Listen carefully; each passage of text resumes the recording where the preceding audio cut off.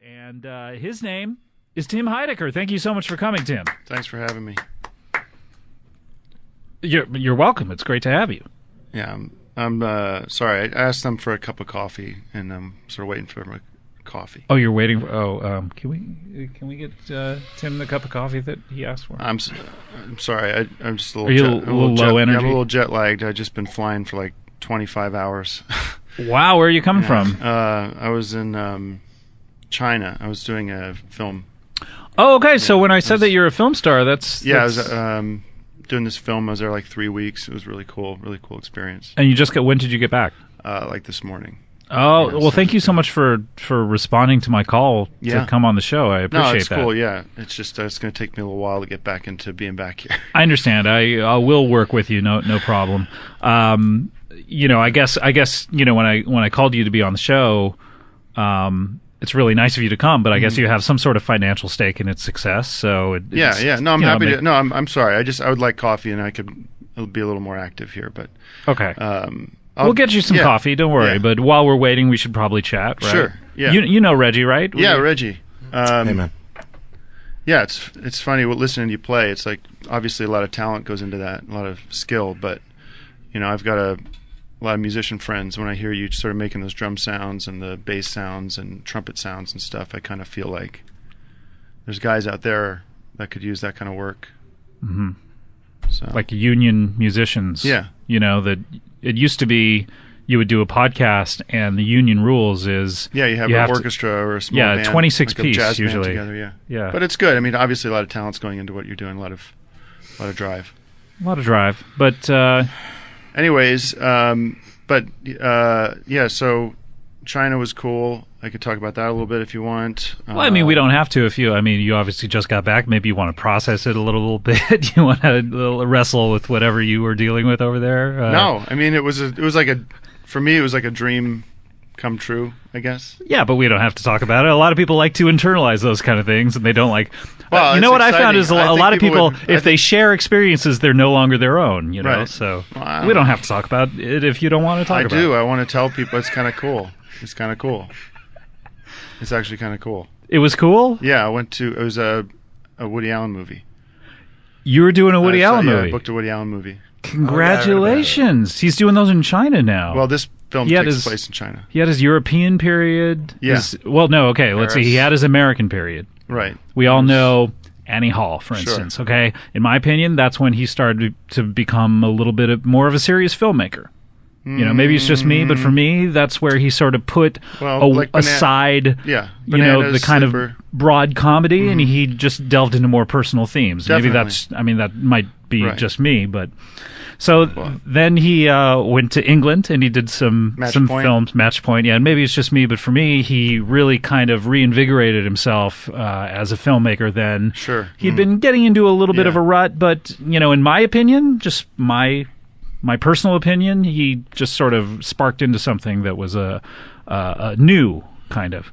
And then he went over to Europe, Yeah. Vicky Barcelona, Forget Paris, a couple other great movies. The Rome, Rome. Down Under in Rome. No, that's... Quigley Down Under? No. Is that what it is? A pizza movie? But this is his first movie in China. It was a completely new experience for him and me. I'd never been there, and it was a small part, but they wanted everybody there for the whole shoot. Oh, I understand that. So you've done a Woody. That's every actor's dream. It's called Ching Chong Matinee, and I don't know when it's going to come out. Probably in the fall.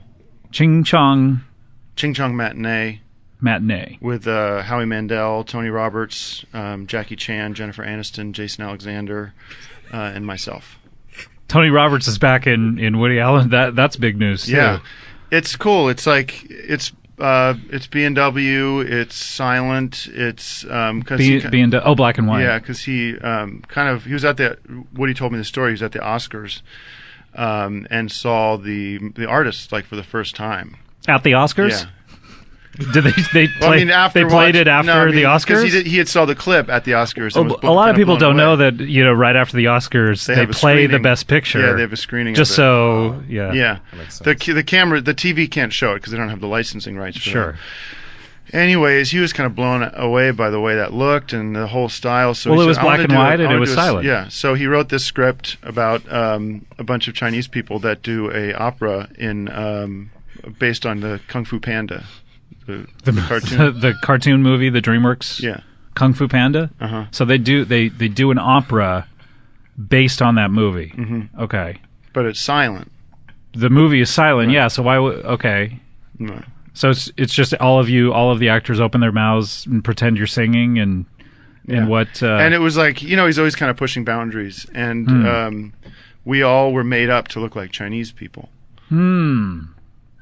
Okay. So but now Jackie Chan, does he play the panda then? Because I would imagine he doesn't need the makeup. He plays the president. He plays President Clinton, who comes to What's this now? You're getting emotional. Jet lag, and it's like, yeah, no, we'll get you that coffee. Don't worry. But so he plays President Clinton, who comes to the aid of the panda. I would imagine. No, he's going to the premiere of the opera. Oh, okay. Oh, I see. So it's not Jason Alexander's like the Woody character in the movie. Got it. So he's like the main actor in the opera. So and he's got like very neurotic and falls in love with Jennifer Aniston, who plays the female lead. Right. But the female lead in the Kung Fu Panda opera. Yeah. Okay. And I play just a stagehand. I'm like, I have no lines. Well, nobody has any real lines, but I'm on screen for like 4 minutes. 4 minutes? Yeah. What if you don't have any lines? What are you doing on screen for 4 minutes? That's a long time, actually. Yeah. Well, I mean, throughout the whole film, like there's four moments where I come out, 4 or 5 moments where I come out and move scenery around.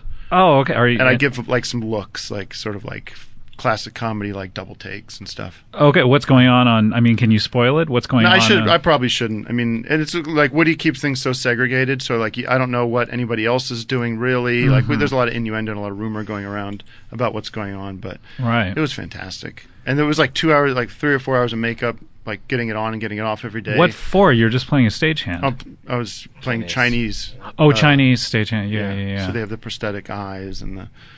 And what else? Skin coloring in the hair and the wig and everything is all very. Yeah. I mean, you weren't not even going to recognize me. I look completely different, like a real Chinese man.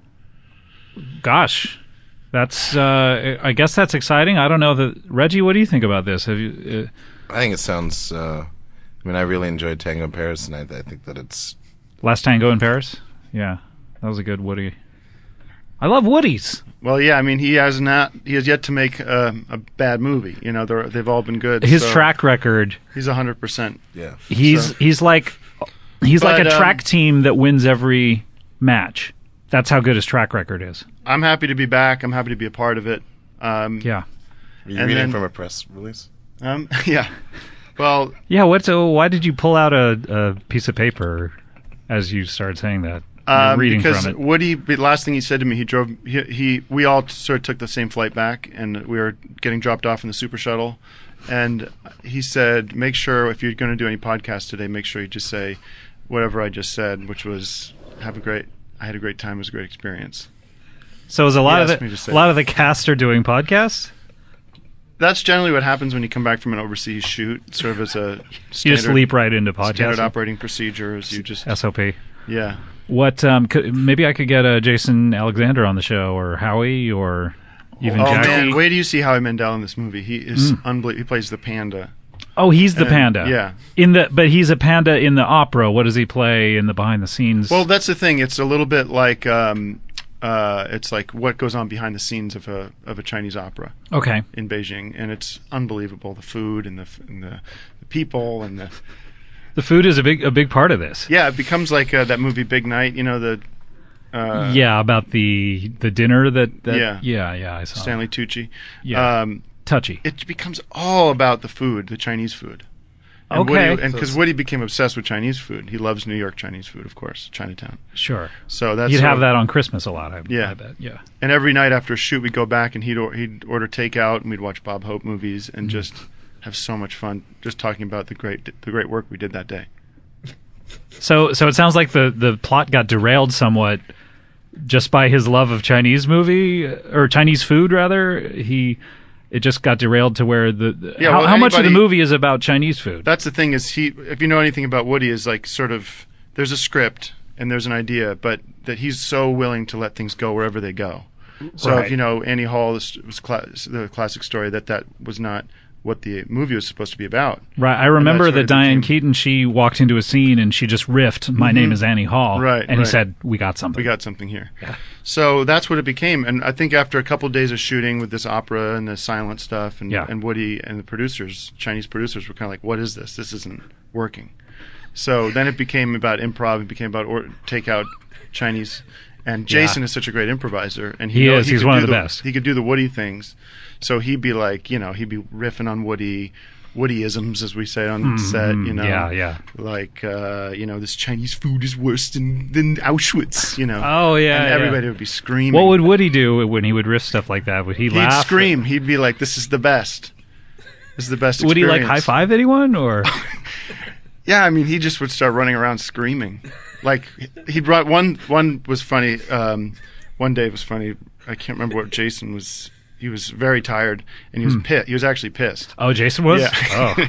And he said, "Jesus!" And Woody thought he was heard himself in his headphones. Right. He thought and he started screening and just was jumping up and down. We were all laughing. That's a funny story. That's a great story. That's one of the best stories I think I've heard. One of the best show business stories I think I've heard, at the very least. Yeah, it's a good one. You have to be there, of course, but not really. Jason, no, the way that you told it. To hear really... Jason just go, "Jesus," and Woody goes, "Whoa, whoa," and freaks. Yeah. And his headphones come because he wears the headphones as a director and everything. Yeah. Monitor sound. Yeah. And he just starts running around. He ran right out into the street. Right out into the Chinese streets? Wow. And he said, "I'm home!" He goes, "I'm home!" Is he moving there? Who knows? But he came back, though, and dropped you all off in the super shuttle. Yeah, well, driver did, and he was in there. He was in there, yeah. Yeah. So because if you fly from China to New York, there's a stopover in L.A., and you have to transfer from LAX to Burbank.